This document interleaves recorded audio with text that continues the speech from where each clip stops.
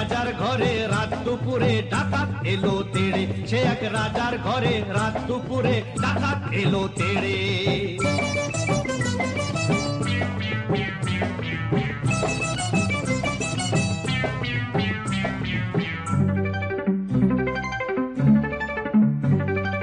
এ ঘর ও ঘর, এ ঘর ও ঘর, ও ঘর এ ঘর, এ ঘর ও ঘর লুট করে সে এলো রানীর কাছে। বলেতে তার রাজার কুমার ঘুমিয়ে তখন আছে।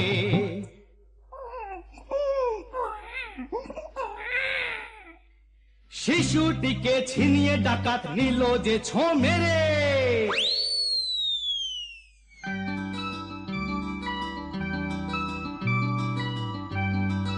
খিলখিলিয়ে ছোট্ট শিশু উঠলো হঠাৎ হেসে, সবার সেরা ধন পেয়েছি লুট করতে এসে।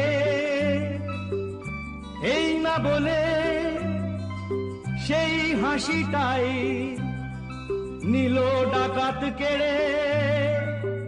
বলল শেষে ডাকাতি আজ দিলাম আমি ছেড়ে। ডাকাতটা কি ভালো। হরে রে রে রে রে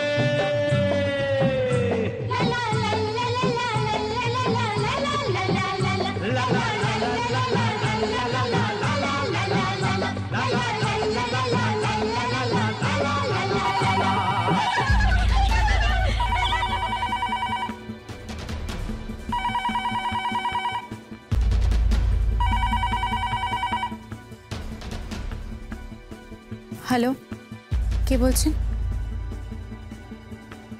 হ্যাঁ ধরুন, দিচ্ছি।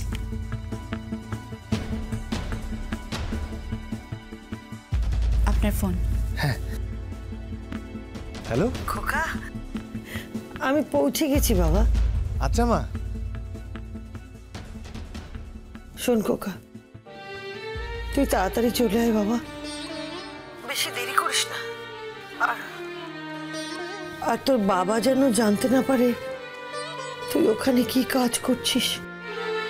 শুনলে মানুষটা বড় কষ্ট পাবে। না না মা, বাবা কষ্ট পাবেন না। শিক্ষকরা জানেন আসল শিক্ষা তো মনের শিক্ষা, পুঁথিগত শিক্ষা নয়। আচ্ছা বাবা, ভালো থাকিস, রাখি। আমার প্রণাম নিও মা, ভালো থেকো।